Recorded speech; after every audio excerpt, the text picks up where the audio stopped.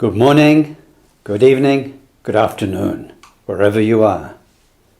This talk, and probably the talks that will follow, is about mind training, and in particular, the Tonglen practice. That you are doing the mind training is an absolutely wonderful thing. It is a lifetime's investment. It's proved to be one of the most effective and helpful practices that have been introduced by our Tibetan Lamas in the West. I see so many benefits from it in very many people, and if you are embarking on it yourselves, I can only say how pleased I am for you. Tonglen means giving and taking. Tong means to send, to give. It means learning to share our happiness, our joy, our strength. Len means taking. It means taking away the sufferings of the world. Tonglen is a practice based on the breath. It's a simple practice in some ways, but then the way we apply it gives rise to many, many instructions, all of which are useful and targeted on different circumstances in life, and also, from the Buddhist point of view, targeted on the causes that give rise to those effects, sometimes in future lives, later lives. Before we start the training, we absolutely need to know why we're doing this and what we're doing. I won't go on too long about it, but we do really need to know. In the mind training, we start with the preliminaries. They're so important. We have to start there. They're the foundation without which the rest doesn't really work. These are the 4 ways of changing the mind, and I'm sure you're already getting into those. In an ideal world, with limitless time, we will probably get some mastery of all 4.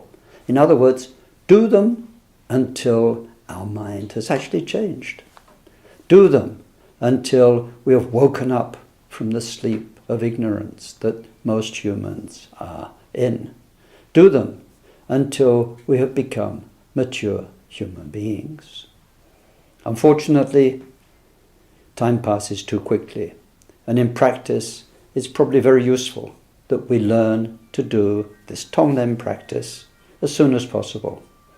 And then, as time goes by and the 4 ways of changing the mind actually start to work and change our minds, we'll appreciate more and more what we're doing and the value of it. What are we doing? What's the problem? The problem is that human beings, including ourselves, are asleep.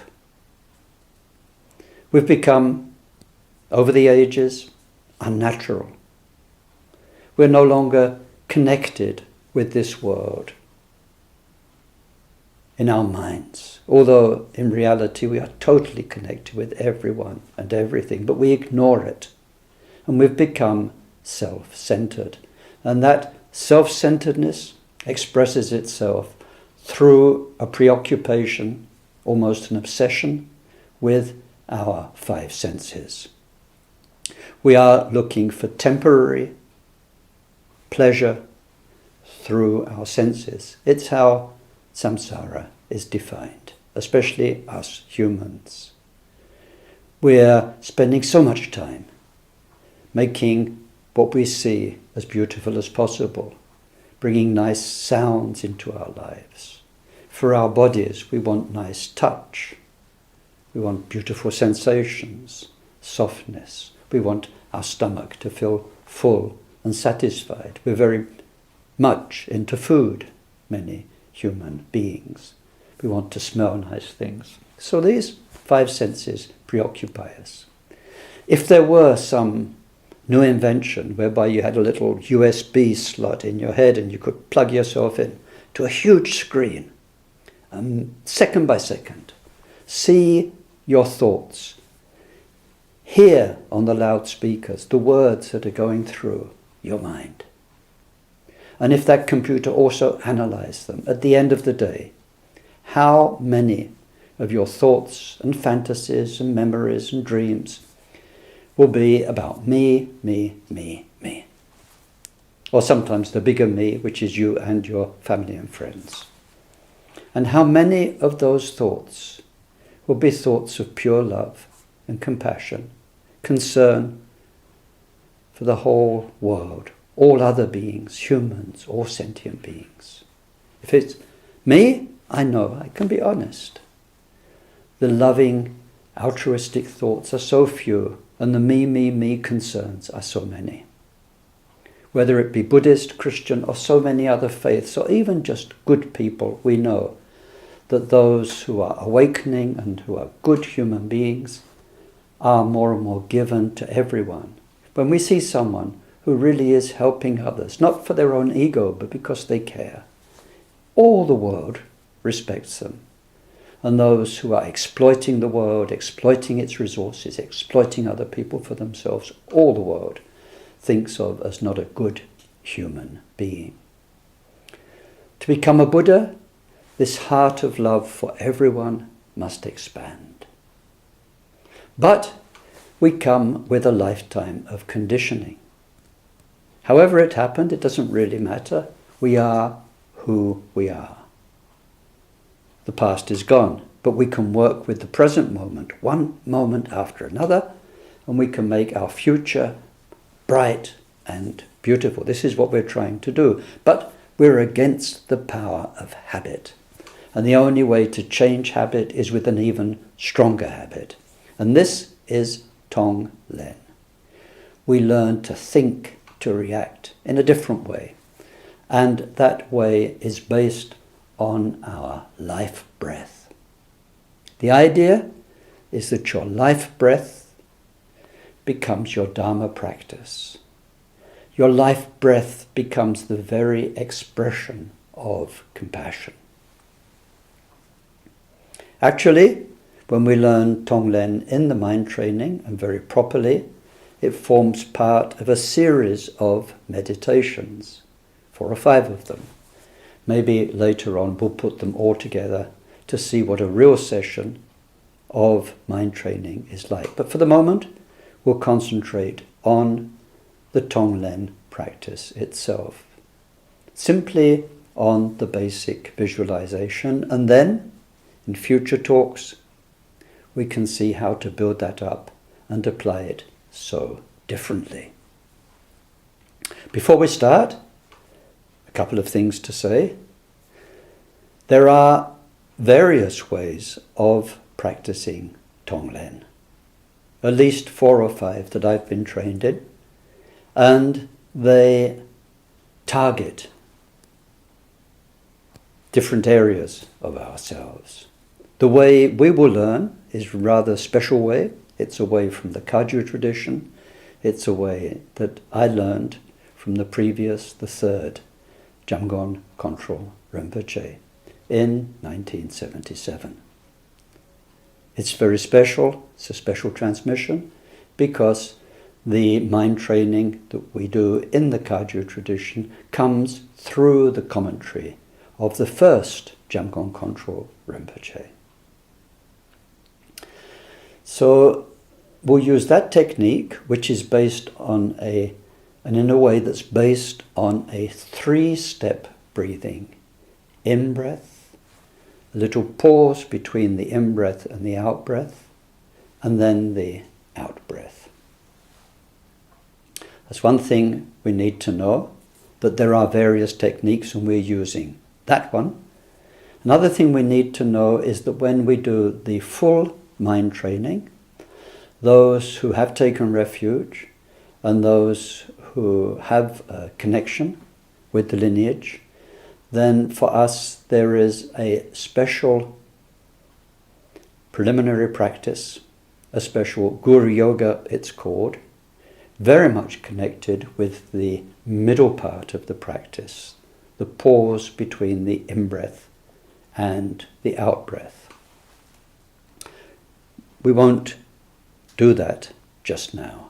We'll look at the very basic technique, which is breathing in suffering, breathing out happiness.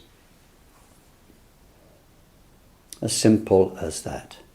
One thing we need to know is that this is mind training. It's a way of training your mind. It's a new habit, a new way of thinking that's there to challenge and transform your old way of thinking, the self-centered way of thinking. What we'll be doing as we breathe is to use our imagination, our power to feel, to sympathize, to put ourselves in the place of others, to imagine helping them, and so on. As we do this, and we imagine taking suffering and giving happiness, we can't really tell if that will affect other people or not. It's a whole question. Maybe we can talk about it in our discussions. That's very uncertain, unclear, unprovable. But the whole point is that you are changing your mind through those imaginative processes. That's how it works. And we need to give it our all. Put yourself totally into it, as though you really could take suffering, as though you really could give all the happiness in the universe. And then we're doing a 3-step process. So what does that mean? It means we're learning to take suffering, but as that suffering comes into us, it dissolves into something which is utter perfection inside us, actually here in our heart. That perfection, we call it Buddha mind, Buddha nature. We all have it. Most of us haven't encountered it yet. It's a secret. It's an incredible resource of beauty, perfection, purity that's in all of us. But we already use it. Inside us, it is, if we use a modern analogy, something rather like, well, let's call it a white hole. You know, out there in space, they have these things called black holes. Don't go near one. They swallow up whole galaxies like that, gone forever, totally gone. It's a huge power of absorption. So here we're imagining not that physical cosmic black hole, but this white hole of goodness. The Buddha mind, which is so big, so pure, so perfect, that every suffering just is gone when it meets it. Not sort of slowly dealt with, gone in an instant. Of course, in the old texts, they didn't have analogies like black holes, so they described it like this: a huge block of very hot iron and one drop of water falling on it. Psh, gone. This huge block of warm, hot iron is your Buddha mind. And that drop is the suffering that we're imagining. It cannot survive. As soon as it meets the Buddha mind, it's gone. So with the in-breath, we are breathing in suffering. As soon as it comes into us, it meets this Buddha mind, and it's gone, dissolved. And we stay for a little moment with that perfection. And then it's from that perfection, in this way of doing the practice, that all of the happiness and the remedy for the suffering comes. It comes out, and we breathe it out and give it to other beings. So the practice rides the breath. Along with the breath, we have a visualization. So as we are taking in the suffering, we imagine it as a horrible, dark, black smoke. Now, of course, this is not pleasant, especially some of you who may have done yoga and practices all to do with cleaning the body and getting the rubbish out and breathing in the energy of the universe and so on. It's almost the opposite. But it's what we do. It's what we have to do. Suffering is horrible. When somebody's body hurts, when someone is hungry, when somebody is in pain, and so on, when their body hurts, it is so terrible. And it can be terrible beyond our imagination. When somebody's mind hurts, through all the sufferings the mind can go through, it is something horrible. We need to recognize the pain, the suffering, the difficulty, the despair, the loneliness, whatever it may be, that's there as being something so horrible. And we want to be ready to face it, to get ourselves out of this huge mistake of being so self-centered and locked up in our delusions. We want to open up and become what we truly are, part of this universe. In fact, what we're doing, if we look at it in Buddhist terms, we talk of 6 consciousnesses. I said earlier, the problem with human beings is that their attention is wrapped up in the 5 sense consciousnesses. And because that's the case, we tend to ignore, we tend to not take good care of our 6th consciousness, which is mental consciousness, our mind. And that is the most important thing, because all these sense things, food, pleasant sensations, come and go. They're so temporary. Your mind is you forever. So through the Tonglen, we are now taking care of that mind forever, rather than taking care of our body's sensations very, very temporarily. So we need for our mind to mature, to grow up, to start to take the steps towards becoming Buddha. We need to face the reality of suffering, and we need to think of it as what it is, something so horrible. And we are prepared to face it and take it into us, thinking, if only through my breathing this suffering in, if only that suffering could be removed from another being, from oneself, from one's own stream of existence, wherever we focus it, we are really believing that we are extricating that suffering, facing it, dealing with it, and then taking it into us to a place where it can be properly disposed of. Not suppressed, but simply dissolved into such goodness. The suffering mind meets the real mind, Buddha mind, and then there is nothing but happiness. So the black smoke comes into us as we breathe in. We are breathing in the suffering. Then when it comes into us, it simply dissolves in goodness, instantly, no messing around. And we stay in that goodness for a little while. And then from that goodness, we breathe out white light, pure, healing light of wisdom. When we breathe out, we have several feelings, let's say. A feeling of total generosity.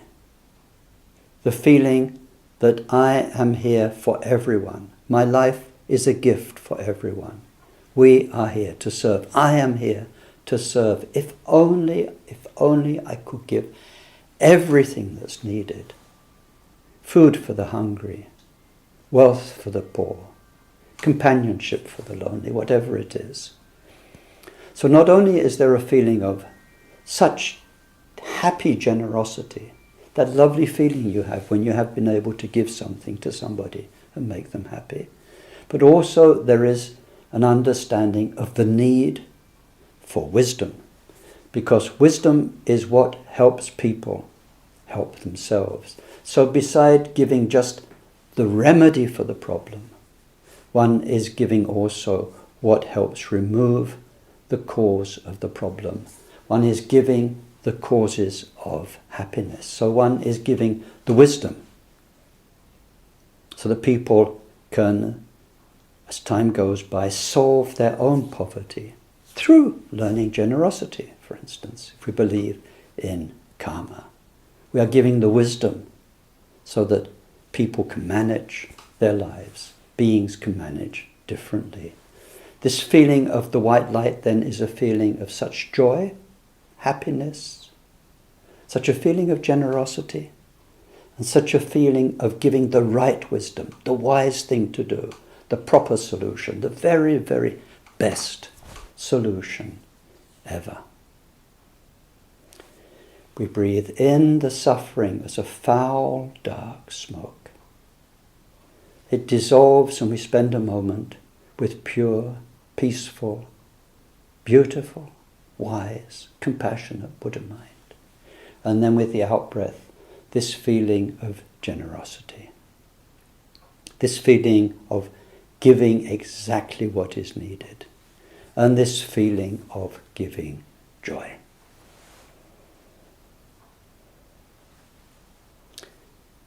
Maybe we'll stop there for this first talk. What we'll see afterwards is how we can apply that to different situations. In the mind training, for instance, it says, start with yourself.